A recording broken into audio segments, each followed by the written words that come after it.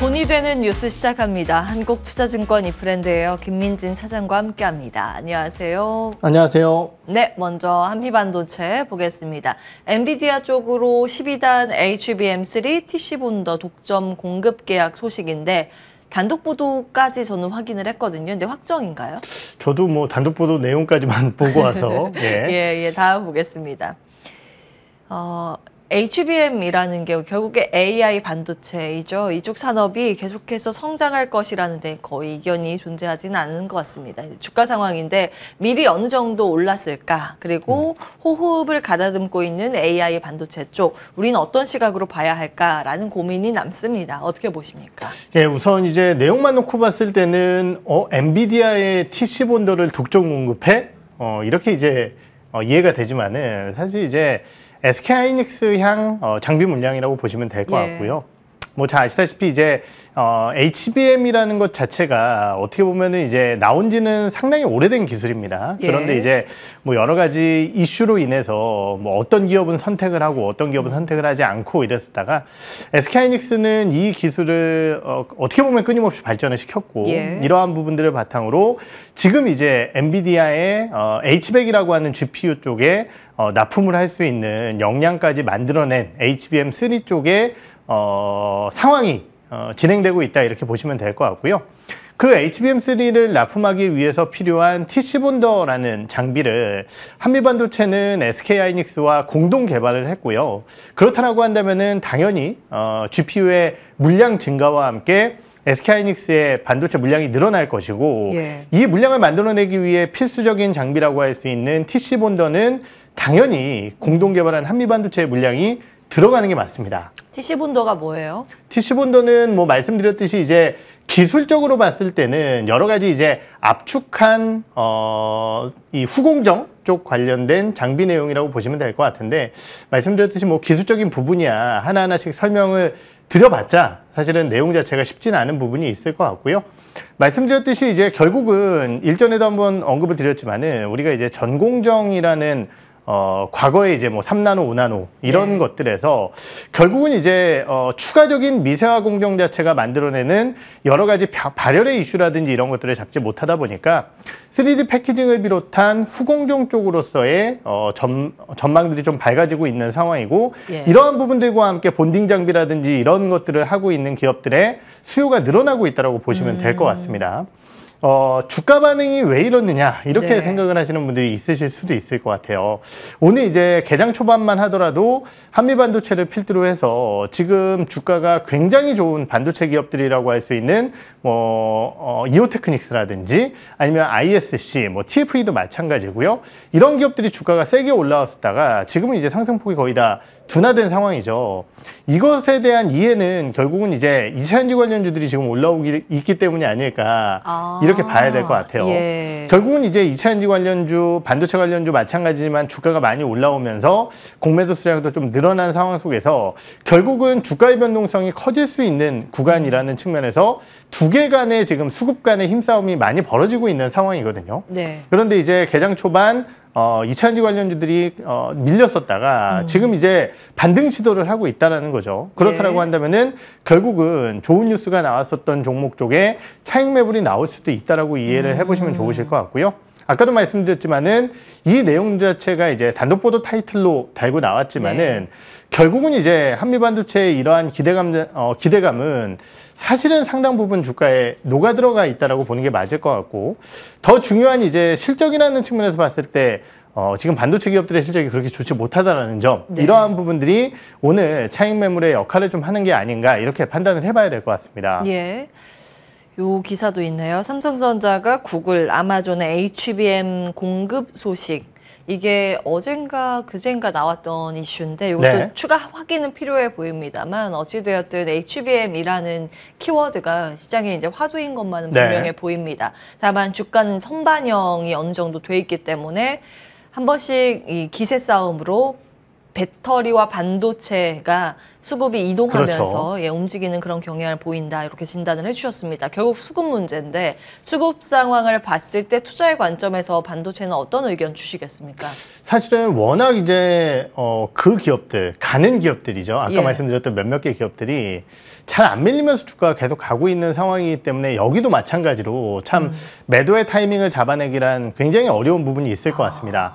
그런데 이제 눈여겨봐야 될 부분은 뭐냐면은요. 결국은 이제 이번 2분기 실적 발표에서 저희가 확인을 했듯이 그리고 내년도 실적 전망까지 보게 된다라고 한다면은 예.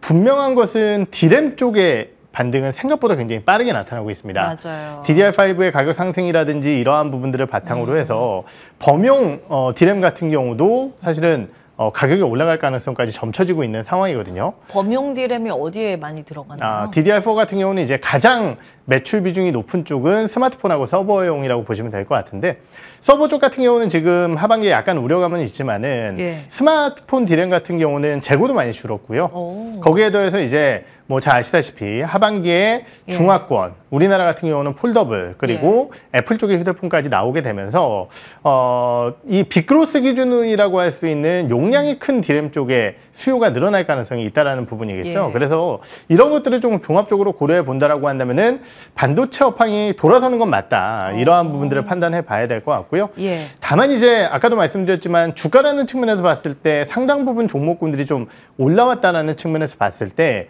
시장에서는 2분기 실적까지의 기대감으로 올라왔었던 반도체 종목군들이 3분기 실적 확인 전까지는 조금은 쉬어갈 가능성 배제할 수 없다고 생각을 합니다. 3분기 실적 확인 언제부터 할 수 있죠? 3분기 실적 확인은 10월 초에 실적 확인이 가능한데 기간이 좀 있네요. 그렇죠. 근데 이제 예. 주가라는 것은 그 실적 확인이 반드시 나올 때가 아니라 우리가 이제 프리뷰 자료들이 나올 네. 때 먼저 반응을 하게 되고 한 달 전부터. 그렇죠. 예. 일반적인 증권사들의 프리뷰 자료 같은 경우는 말씀 주셨듯이 한 달 전, 뭐 혹은 2주 전 이 정도에 좀 많이 나오기 때문에 그때 전반적으로 반도체 업종군들의 눈높이들 그리고 여러 가지 지표들을 종합한 실적인 눈높이들이 올라가게 된다라고 한다면은 그때 다시 주가가 좀 세게 올라갈 수 있지 않을까 이렇게 판단을 하고 있습니다. 당분간은 쉬어갈 가능성이 높다. 이 말씀. 새로운 숫자를 확인하기 전까지는 보수적인 네. 의견 주셨습니다. 나중에 숫자에 대한 기대감이 다시 올라가는 프리 어닝 시즌이 됐을 때는 어느 그 포인트부터 접근을 해야 되나요? 우선 뭐 말씀드렸듯이 항상 그럴 때 이제 먼저 올라가는 종목군들이 있을 거라서 선점을 예. 하기는 쉽지 않다라고 판단을 하는데 저는 3분기 실적의 프리시즌이라고 한다면은 사실 범용 반도체 쪽, 즉 디램을 바탕으로 한 종목군들이 좋을 것이다라고 생각을 하는 입장이고요. 예, 뭐가 있죠, 대장님? 대표적으로는 뭐 우리가 3대 장비주라고 할 수 있는 원익 IPS를 필두로 한 전통적인 장비주들도 좀 눈여겨봐야 될 것 같고요. 예. 그 외에 뭐 소재 부품 땅 같은 경우는 동진 세미캠이라든지 아니면은 스마트폰 쪽에 데이터들이 좀 좋게 나오게 된다라고 한다면은 리노공업 같은 기업들도 다시 한번 시세를 줄 수 있지 않을까 이렇게 생각을 하고 있습니다. 자, 지금은 호흡을 길게 관찰하는 수준에서 반도체를 체크해 보도록 하겠습니다. 다음 기사 볼까요? 조선 보겠습니다. 슈퍼 호황 이번엔 주가로 보여줄 수 있을까요? 조선주와 기자재주 나와 있습니다. 상반기보다 뜨겁다는 의견이 나오는데요.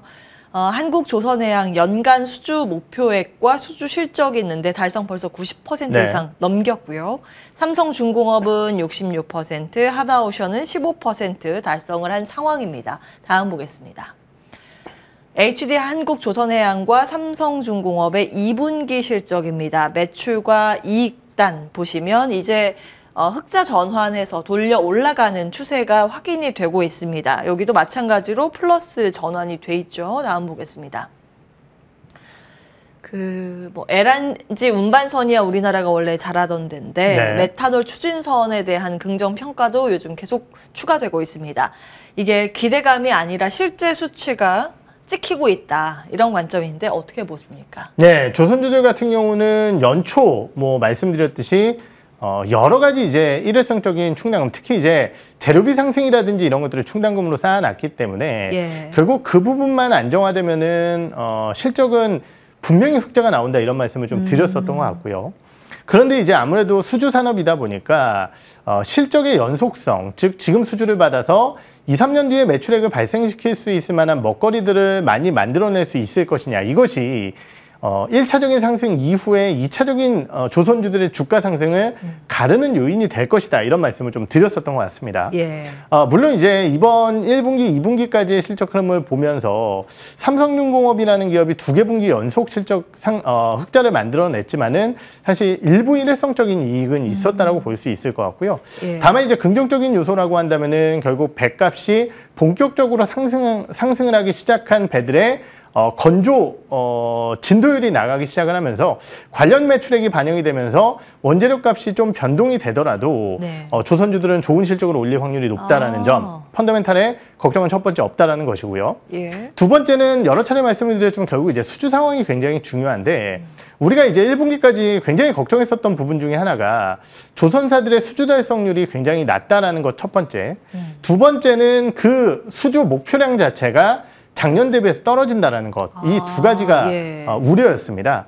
그런데 최근 나오고 있는 한국조선해양의 전반적인 그룹사 내 수주량, 거기에 더해서 삼성중공업 같은 경우도 지난 6월 달이었나요? 15척이 넘는 16척이었던 걸로 기억을 하는데 에버그린양 메탄올 DF 컨테이너선의 대규모 수주가 있었습니다. 이러한 부분들에 따라 66% 가까운 수주량을 보여주게 되었고요. 예. 연간 기준 목표치가 아까도 말씀드렸지만 전년 대비해서 좀 떨어지겠지만은 하반기 FLNG 수주라든지 아니면 카타르 2차 수주까지 고려를 해보게 된다라고 한다면은 올해 연간 수주 목표액을 넘길 가능성이 생기고 있습니다. 근데 이제 이것이 신조성가가 계속해서 올라가면서 수주가 발생이 되느냐 이것이 굉장히 중요하거든요. 예. 우리가 이제 뭐 10척이 넘어가는 대규모 수주가 나오게 되면은 아무래도 이제 뭐 배값이 한 3천억이다라고 한다면은 네. 한 10척 해주니까 2천 한 7, 800억 해줄게. 좀 깎아줘 이건가요? 그 이유가 뭐냐면은 예. 동일한 선종을 반복 건조하게 되면은요 조선사들은 이익률이 올라가게 됩니다. 그렇죠. 그렇기 때문에 그런 것들을 고려해서 좀 싸게 수주를 하는 경향이 있는데요. 이번 수주 같은 경우 그러지 않았다라는 거죠. 그렇기 때문에 전반적으로 양호한 배 가격 그리고 수주의 기대감 이러한 부분들을 봤을 때 조선사들의 긍정적인 요소들이 조금은 이어질 가능성이 있다 이렇게 좀 판단을 해봐야 될 것 같고요. 예. 다만 이제 상반기에 주가가 너무 많이 올라온 것은 분명한 사실일 것 같습니다. 계속적으로 어마어마한 속도적인 측면으로서의 강세보다는 역시 수주라든지 펀더멘탈을 확인하면서 안정적인 우상향 흐름을 이어나가지 않을까 이렇게 좀 생각을 하고 있어요. 자, 안정적으로 볼 수 있을 만한 수익을 조금 더 추가시켜 줄 만한 조선 혹은 기자재주 있을까요? 네, 우선 기자재주들 같은 경우는 저는 시간이 지나면 지날수록 조금 더 관심을 가져야 된다고 생각을 하는 이유가 조선보다 기자재요?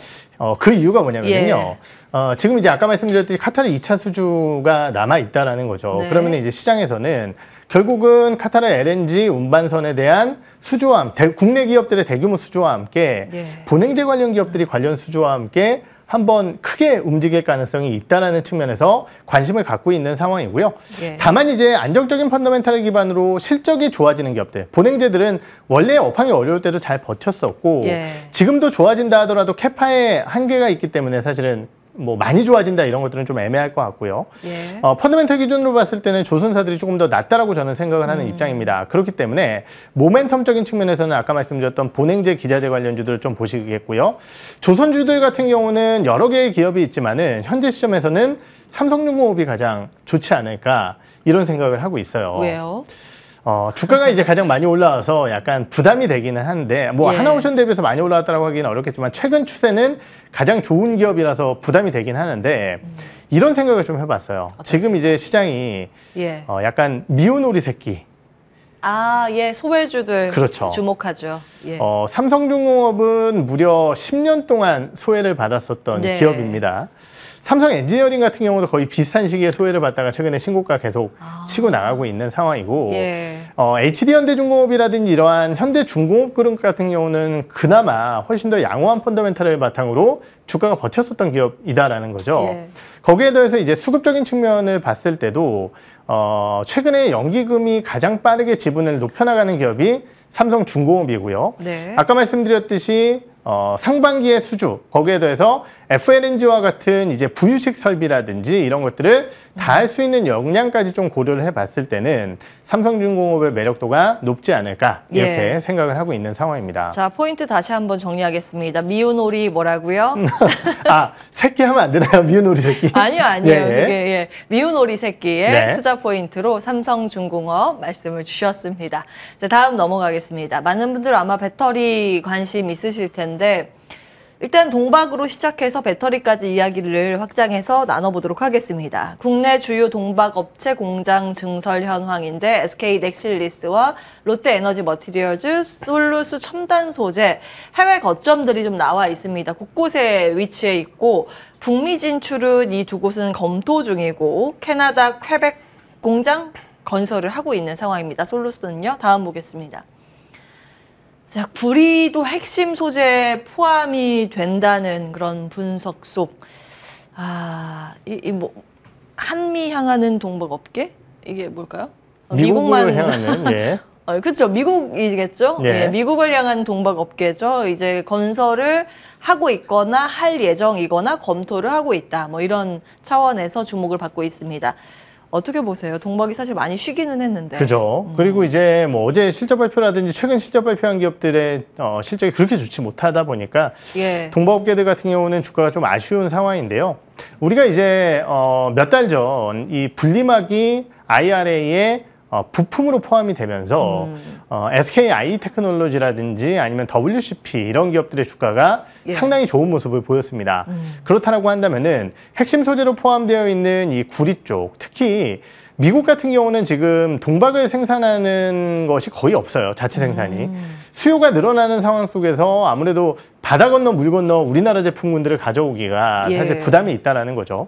그런데 이제 지금까지 국내 기업들이 북미 쪽에 투자를 안 했었던 가장 큰 이유 중에 하나는 결국은 이제 동박이라는 제품 자체가 우리가 이제 흔히 얘기하는 배터리 관련된 다른 소재들처럼 장기 공급 계약이라든지 아니면은 뭐 어떻게 보면 사급 구조로서의 안정적인 이익률 보장이라든지 이런 것들이 진행이 되지 않다 보니까 관련 기업들 입장에서도 투자를 진행하기가 만만치 않았었다라는 거죠. 그런데 만약 이러한 부분들이 정말 확정 혹은 결정이 되게 된다라고 한다면은 저는 동박업체들의 최근 일부 장기 공급 계약 소식들이 나오고 있고요.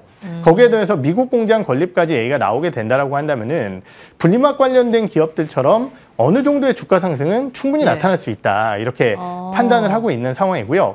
다만 이제 문제는 첫째는 이제 배터리 관련주들이 1차적으로는 이제 어느 정도 집중 현상이 좀 완화가 됐다. 이 부분이 이제 첫 번째 이슈일 것 같고 두 번째는 이제 실적이 잘 안 보인다라는 부분이에요. 실적이. 그렇죠. 지금 이제 아까도 말씀드렸지만 롯데에너지 머티리얼즈 이런 기업들이 어제 이제 2분기에 실적 발표를 했는데 사실 예상치를 크게 하회하는 실적이 나왔고요.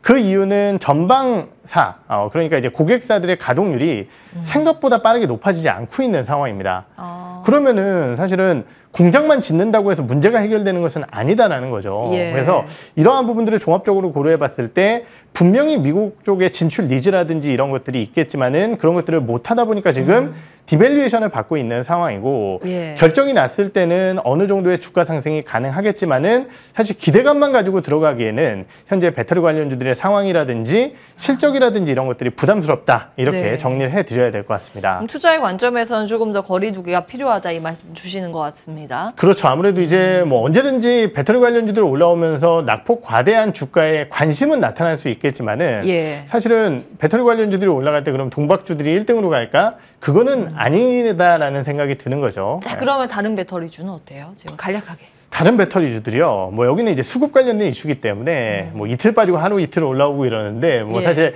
단기적인 부분으로서는 방향성 파악은 어렵다라고 생각을 하고 저는 이제 하나 이 부분은 3분기까지 실적이 좀 안 좋을 것이다라는 눈높이가 낮아지고 있는 상황인데 오히려 물량 늘어나고 이런 것들을 생각해 보게 된다라고 한다면은 역시 분기 어닝 시즌이 좀 확인되는 시점 이때는 배터리 관련주들의 모멘텀들이 발생되지 않을까 이렇게 생각을 하고 있어요. 프리어닝 시즌 반도체와 같은 의견이시네요. 당분간은 거리를 두면서 다시 기회를 노려보는 전략 말씀 주셨습니다. 참고해 보시기 바랍니다. 한국투자증권 이프랜드예요. 김민진 차장과 함께했습니다. 고맙습니다. 네.